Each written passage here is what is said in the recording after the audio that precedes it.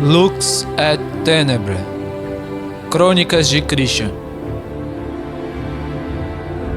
Capítulo 37. O Rei.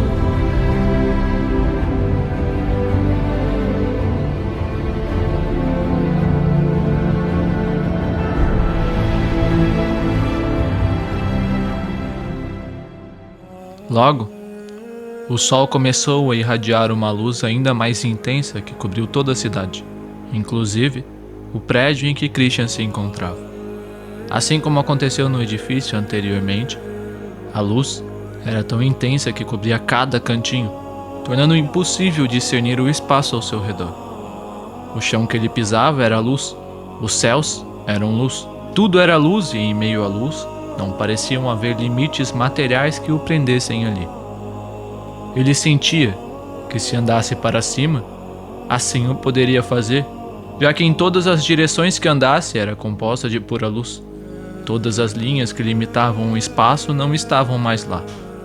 Porém, havia algo que Christian ainda claramente conseguia discernir, que era a fonte de toda aquela luz. A própria fonte brilhava ainda mais intensamente que a luz que o cercava. Então, daquela fonte, a voz majestosa mais uma vez soou, desta vez tornando claro para Christian em seu coração sobre quem falava com ele. Criança, em vossos tempos que são tão maus, eu mostro a luz mais que nunca para os que estão curvados pela poeira e seus corpos esmagados pela lama.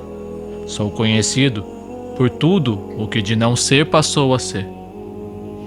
Christian reconhecia aquela voz majestosa. Era a voz de Verbum, aquele que derramou sua luz sobre todos para salvá-los da escuridão que os cercava.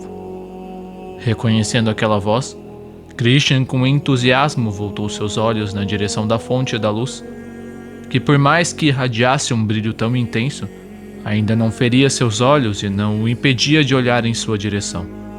Porém, quando Christian estava prestes a gritar alegremente para Verbum, da mesma direção brotou uma voz cheia de doçura, que parecia encher de mel sua boca quando ecoava em seus ouvidos. Criança, para tirar-vos de vossa dívida e fora da lama, tenho-vos derramado minha luz. Vossa época tem mais mortos que vivos, cobertos pelas trevas e distantes de minha luz. O mundo deixou de existir. Porém, convido mais uma vez à existência todos aqueles que não mais existem. Saiba, criança, que ao primeiro sinal de arrependimento da humanidade, eu teria voado até ela e antes que tivesse a chance de acabar de se arrepender, eu gritaria batendo no chão com meu cetro real, absolvida, dissipando assim toda a escuridão que a rodeia. Porém, os mortos mantêm-se calados. A morte está na esquina, mas mesmo assim, o mundo permanece em silêncio. Assim que essa voz doce ecoou, Christian presenciou diante de seus olhos uma imagem belíssima, como a obra de arte mais perfeita que poderia ver. Uma ave apareceu diante da fonte que irradiava a luz. A própria ave tinha um brilho resplandecente e possuía em si uma beleza incomparável. Suas penas eram como o branco incorruptível que dava paz ao coração de Christian só de presenciá-la. A ave diante da fonte não se sobrepunha à fonte, nem sua luz competia com a luz irradiada pela fonte. Na verdade, era como se Christian presenciasse diante de si uma só fonte de luz. A ave, ao mesmo tempo que aparecia em frente à fonte, brilhante como 1000 sóis, não se sobrepunha a ela, mas parecia se tornar um com ela. Era inexplicável. Um não se sobrepunha ao outro. Era como se ambos fossem dois, porém, um.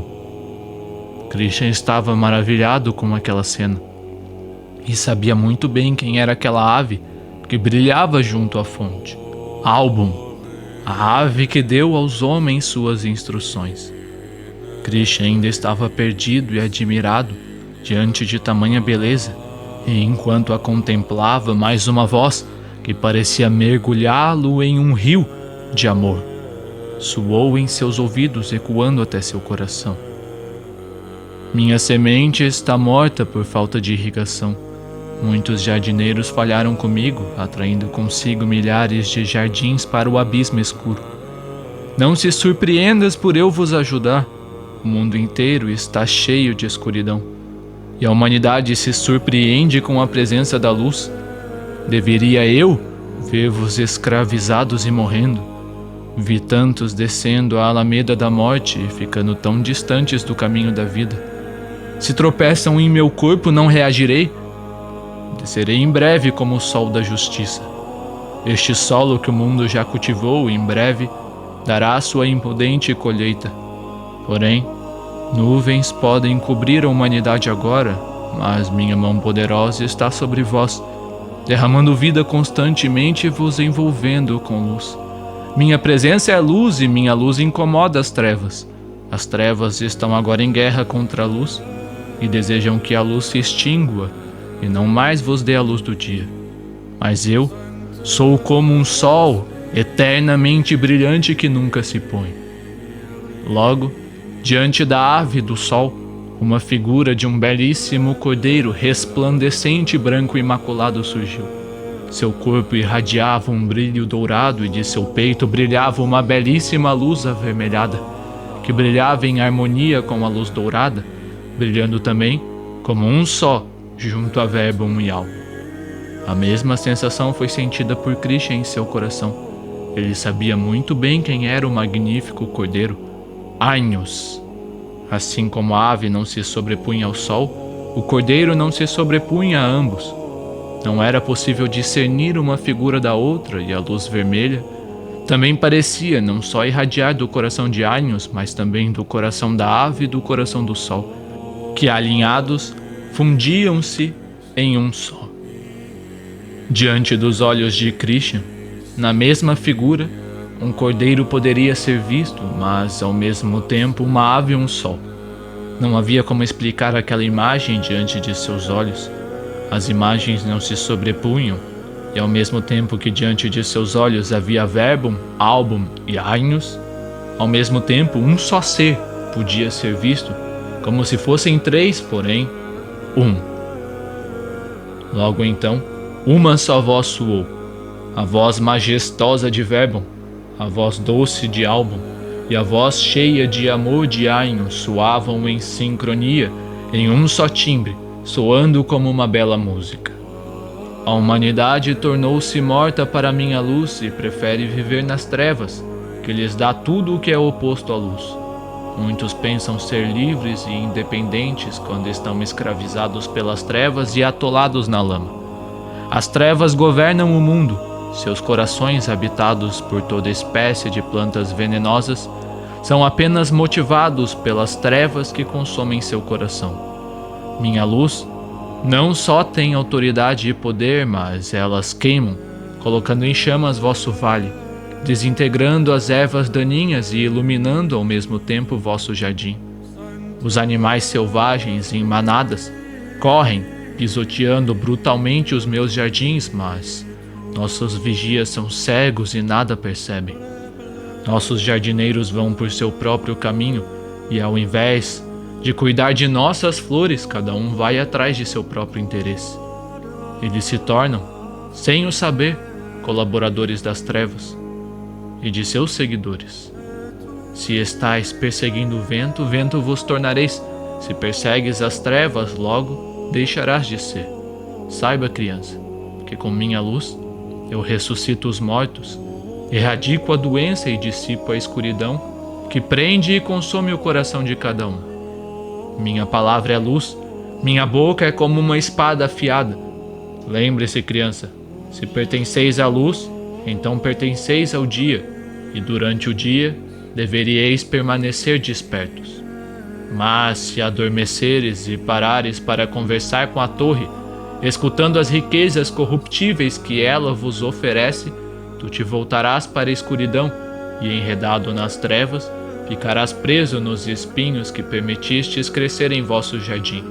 E logo serás esmagado pela poeira que se acumulará sobre vós e secarás pela aridez de seu coração, junto com os espinhos.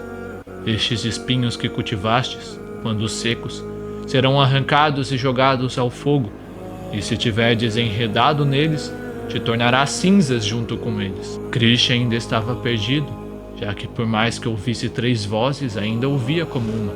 Porém, mesmo não compreendendo, sentia um fogo tomar conta de si, junto a um sentimento indescritível de completude, estando tão próximo daquela intensa luz que não só parecia preencher completamente o espaço ao seu redor, tornando o espaço não mais limitado pelos limites físicos, como também parecia preencher todo o seu ser, fundindo-o e unindo-o à luz, como se a luz também removesse os limites de seu corpo físico, tornando-o luz. Sentindo um sopro suave em seu ouvido, lembrou-se da explicação de Arcos sobre o rio, que derramando-se sobre a poça de água a preenchia e a fundia junto de si, fazendo com que a poça se tornasse rio com rio.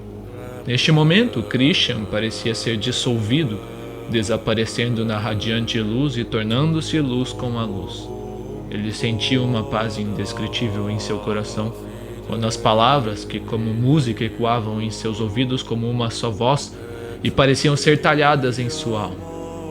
Krishna já não sabia mais como deveria se dirigir a eles, já que ao mesmo tempo que via Album, via Verbum e via Ainos, também os via como um. Então Krishna perguntou: quem sois? Novamente, em uníssono, as 3 vozes soaram como uma: eu sou. Escutando um sopro em seu coração, Krishna ouviu como se alguém lhe sussurrasse carinhosamente a palavra Rei. Logo Krishna sussurrou para si, como se recordasse de algo: Rei. As vozes soaram novamente como uma: eu sou o Rei, como dissestes, filho. Eu sou o Rei, assim como o meu sopro sussurrou em teu ouvido para que o declares. Eu sou a fulgurante água purificadora da fonte doadora da vida, cujas águas purificam, renovam e insuflam a vida em vós.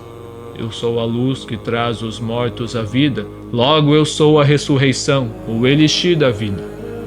Então o rei continuou com um toque de tristeza em seu tom. Derramo luz sobre a terra, nestes dias de escuridão e tristeza, de aflição e angústia, de opressão e grandes perturbações em que os demônios são deixados soltos para ir em todas as direções e enganar não somente os miseráveis, mas também a elite. Krishna, ouvindo aquilo, perguntou confuso: demônios? O exército corrupto? O rei lhe respondeu: minha criança, por trás de toda marionete há um marionetista. Não são estes que pensas que são os demônios. Estes são homens que tornaram-se escravos da torre. A traição seduziu tantos à loucura. Logo Krishna perguntou: estes não são os demônios? Como podem não ser quando agem como um?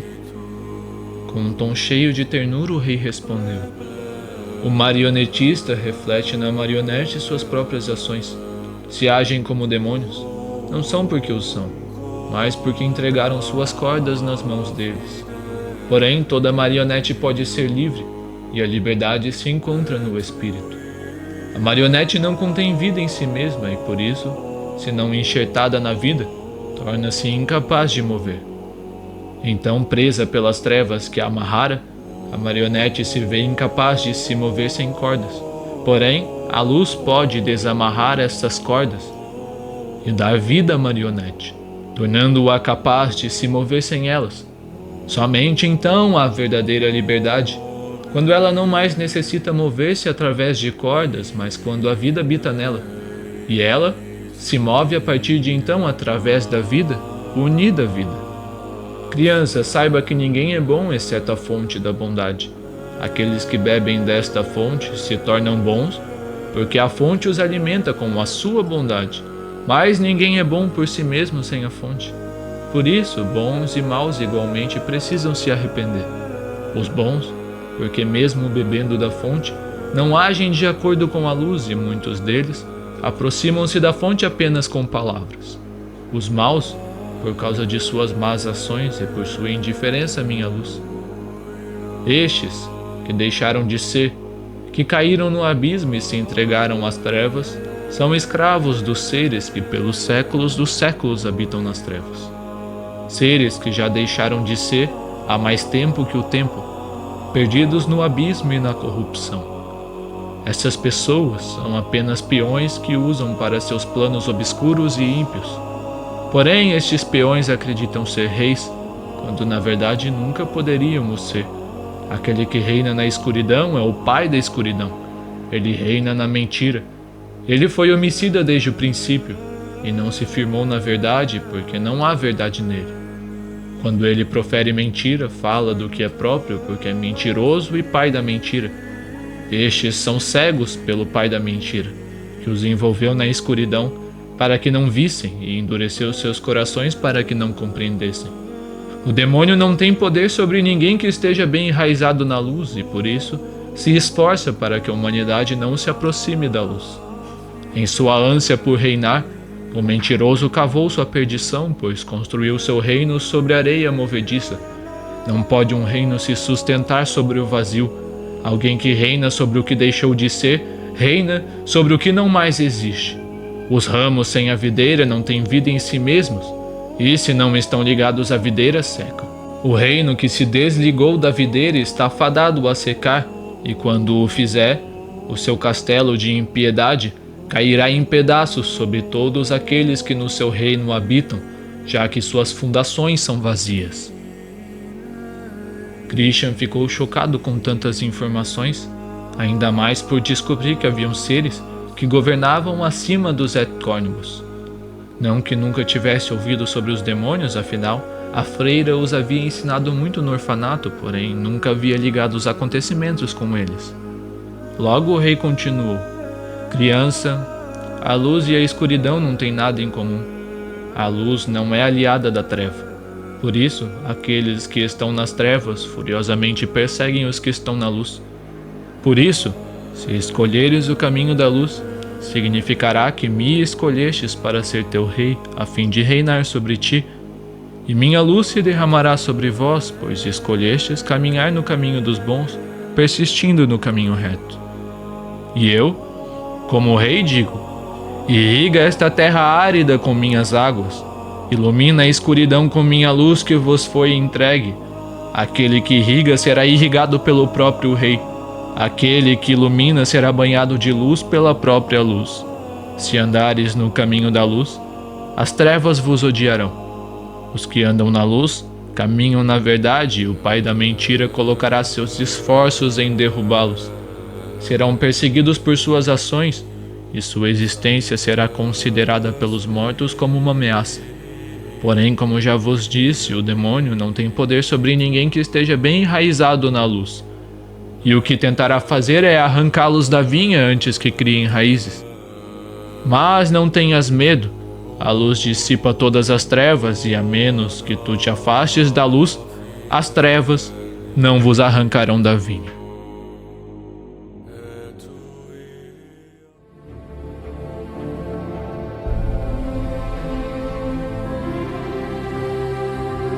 Próximo capítulo: A Majestade e o Lago.